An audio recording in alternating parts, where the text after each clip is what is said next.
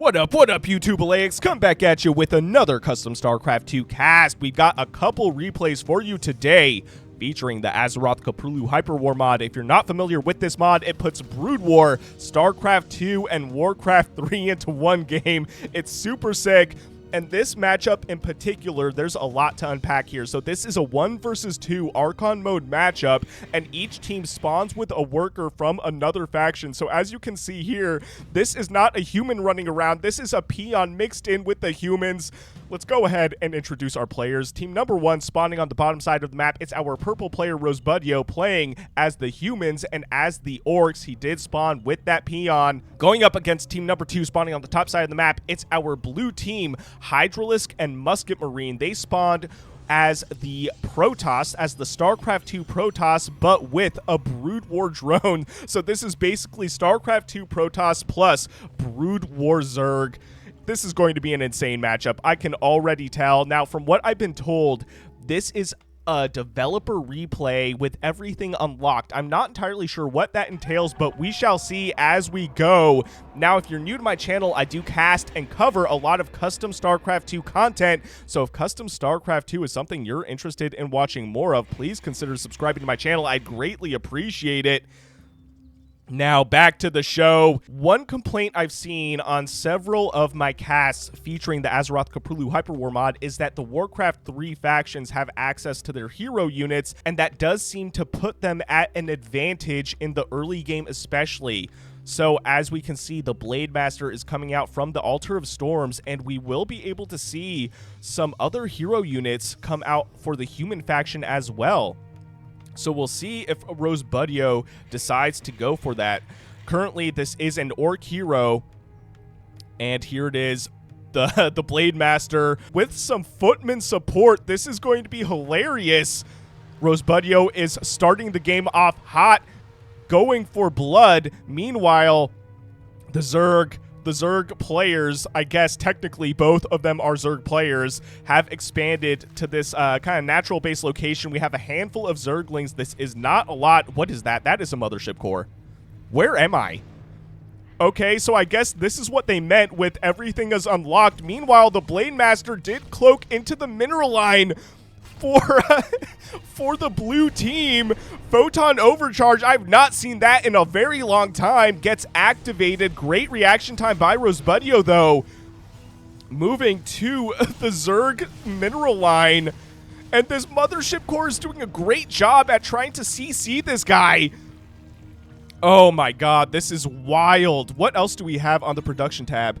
So we have a lot more Zerglings on the way, 10 more Zerglings. Meanwhile, the Blade Master is chilling behind the Zerg mineral line, uncloaks, and what is that? That's an aberration. Oh, what the heck? What are we watching right now? Anyway, the Blade Master does warp back home. That is hilarious. I've never seen a game like this. That is wild. And this mothership core looks super cool. Man, I kind of miss the mothership core now. Just based on aesthetic alone, super sick. Anyway, this game is already getting super weird. I already mentioned this is a 1 versus 2 Archon mode matchup, and now we have a mothership core. We have Brood War Zerg plus StarCraft 2 Protoss plus Warcraft 3 factions, the humans and the orcs. What more could you want? This is a handful already. So the aberration with its Zergling minions running across the map, it looks like, checking the left-hand side. So this might be a good answer to the hero units, actually. How much does the aberration do in damage? So 20 damage versus armored 40. That's not bad at all. It is now daytime.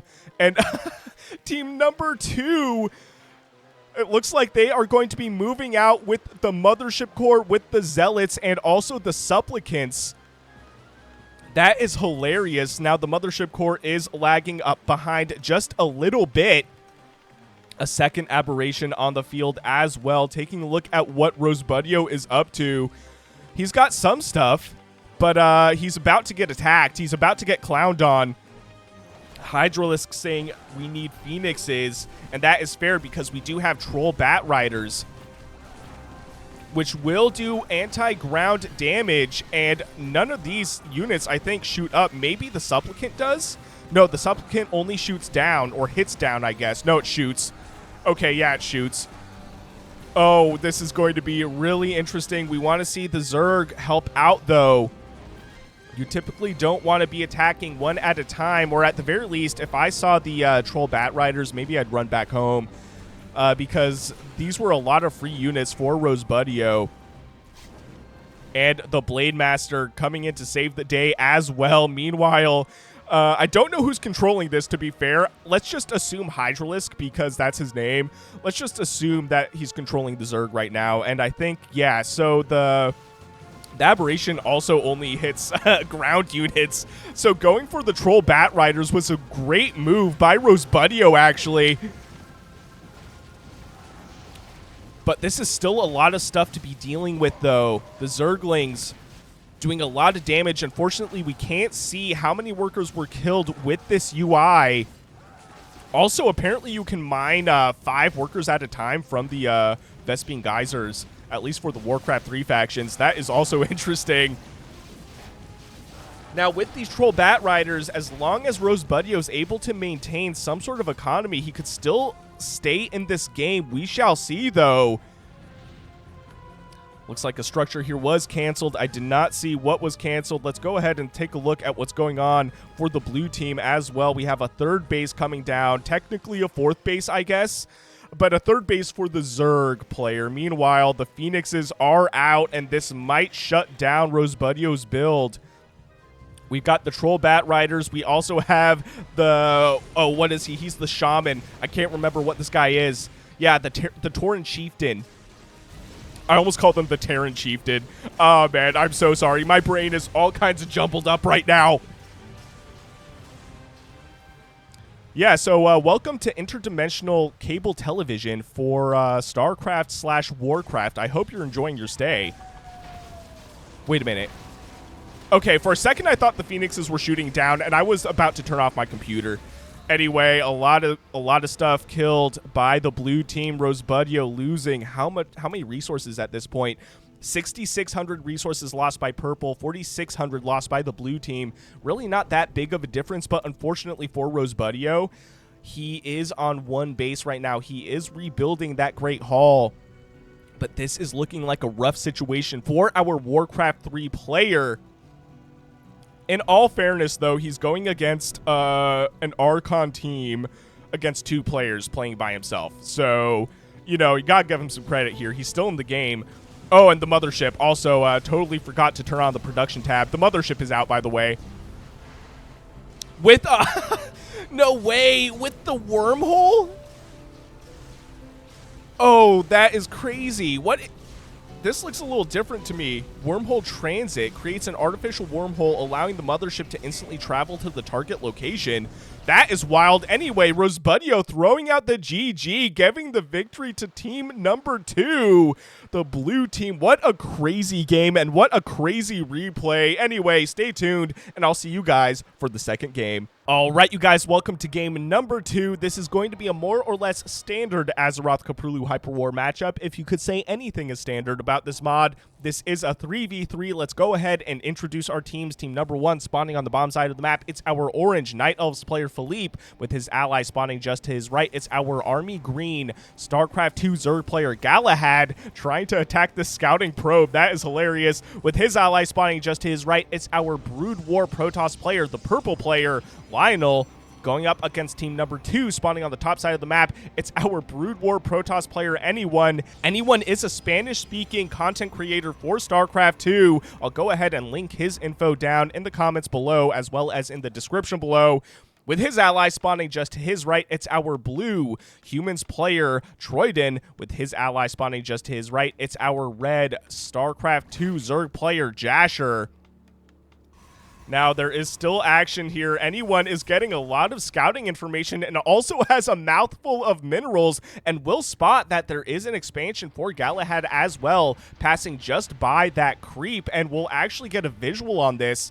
Now, as far as I know, Anyone mains Zerg, so it's interesting watching him play the Protoss. Meanwhile, the Priestess of the Moon for Filip is already out, and also the, what is that? He's not the Blade Master. He is the Mountain King, I think. Right here, Beazle Bloodstone is the name that he spawned with.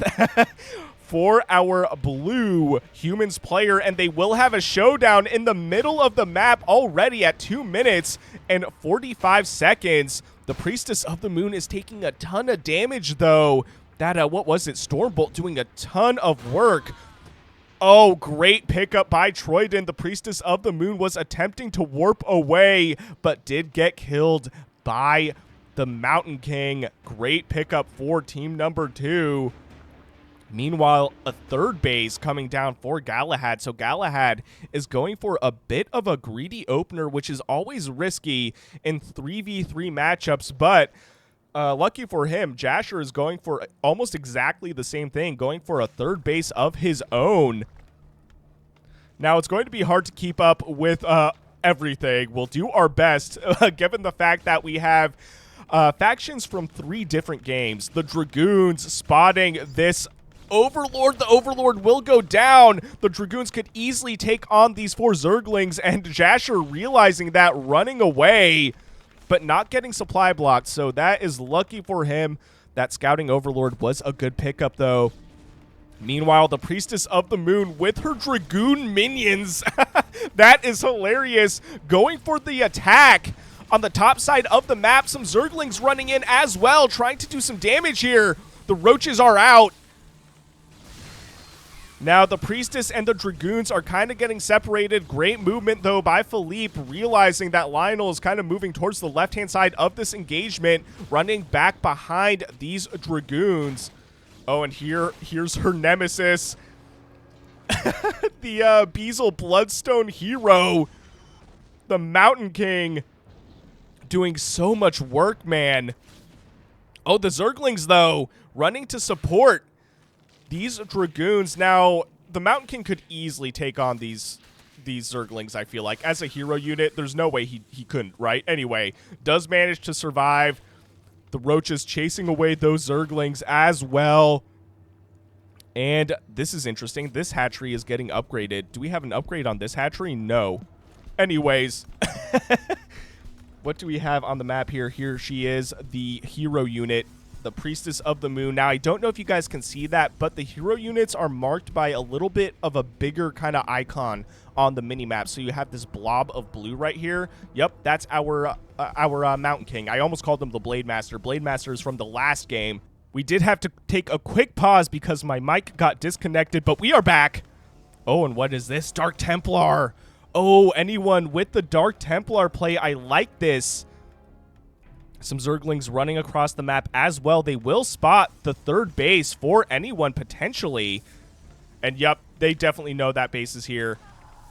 And here we go. What did I just hear die? Okay, it must have been an archer. Anyway, these Zerglings chasing away anyone's units, but the Dark Templar forced to pseudo-reveal itself. But Galahad with the Overseer will be able to spot that. Meanwhile, a big engagement or a pickup here of, I think that was mobs. That was just mobs, yeah. So leveling up that hero unit. Meanwhile, we'll see if Galahad can force the cancel on this Nexus. The Nexus does indeed get canceled. I would move these Zerglings away from that Photon Cannon. The Photon Cannon does ultimately get 3 kills. So this is already an action-packed game, man. Lich GG was the guy that sent this to me. Big shout out to him, by the way. And man, I love how the map looks with the day-night cycle. It changes the vibe of the game completely. Anyway, I'm going to take away the production tab because it's getting in my way. So we're going to be casting this blind. Ladies and gentlemen. Oh, how many kills does the Dark Templar have? The Dark Templar with the 6 kills. Great movement by anyone, making sure that it doesn't stay in one place for too long. And Jasher with the super cheeky Nidus Worm right in the middle of everything. We'll keep an eye on this Dark Templar. The Dark Templar with the 9 kills, soon to be 10 kills. And I don't know if Leionel notices this, and they didn't notice the Nidus Worm, or they were not able to take the Nidus Worm down in time. The Nidus Worm does go down, leaving these roaches stranded. We'll see if Jasher loses everything. They do burrow, though. I didn't even know that they had the burrow mechanic researched. So with the tunneling claws, they will be able to move out of harm's way. That was wild. That was such a cool engagement Galahad chasing these things with the Overseers and also dropping a couple, actually a few changelings as well. Taking a look at the resources lost. You know what? We're not even gonna narrate all of that because I would have to do math, and I don't feel like doing math right now. I took a Benadryl earlier, and my brain is fog. Let me tell you. But Jasher with a lot of these roaches and some Hydralisks as well, and I love the mechanical-looking Hydras. Super cool units, man. Looks like an engagement here with some mobs cleaning up this base and a lot of Zerglings here. This is not enough, though. Even with the Banelings, that is not enough. But cleaning up the mobs, making sure that his base is safe. Oh, I saw something here. Oh, we have some treasure. What is this? A Sobi mask. Increases mana regeneration rate. Not bad at all. Now, this is reserved for hero units for Warcraft 3, so no StarCraft 2 unit or Brood War unit, for that matter, could make use of that loot. Oh, and Dark Archons on the field as well. Oh, I would love to see Mind Control. Now, Mind Control does take 150 energy. So neither of them can use it yet, but it does appear that it is research. So anyone, he has plans for taking over some units, it looks like. I think some feedback. Was that feedback that we just saw? Yeah, feedback that was thrown on those Vipers, I believe. There's a lot of chaos on the map right now, ladies and gentlemen. I don't even know what base that was, but one base for Galahad going down. We have some tech structures here as well. A Lurker Den and a Hydralisk Den, as well as the Hive potentially in danger. Filip, though, able to save the day. We have a Nidus Worm detected on the other side of the map by Galahad. So Galahad throwing a Nidus Worm of his own. That is hilarious. He's like, you know what? We need some vengeance. We got to throw down a cheeky Nidus Worm of our own. And it finishes. Oh, no, and it's filled with Hydras. You have to use this thing basically instantly, and yes, we see it. The Hydras running out of that Nidus Worm. Meanwhile, team number 1 pushing towards the middle right-hand side of the map, stacking their armies. The Night Elf armies are stacked with the, or the Night Elf army, I should say, is stacked with the Brood War Protoss army, and these Hydralisks are still alive. I think team number 2 is way out of position to deal with this. This base was destroyed. A second Nidus Worm detected. Was the first one destroyed? Yes, it was. Okay, so we have another Nidus Worm being built. I think it will go down, though, ultimately. And yes, it does. So all those Hydras do go down. The Nidus Worm actually getting canceled. Either way, though, I feel like that was a great engagement for team number 1. I think I called them team number 1 on the bottom side of the map, taking out a lot of stuff on the middle right-hand side, and Galahad actually expanding here, so we have a bit of a trade in territories. This did originally belong to the team on the top, and now it belongs to the team on the bottom. And another Nidus Worm by Galahad, and this is in a really sneaky location. I don't think it's going to be spotted.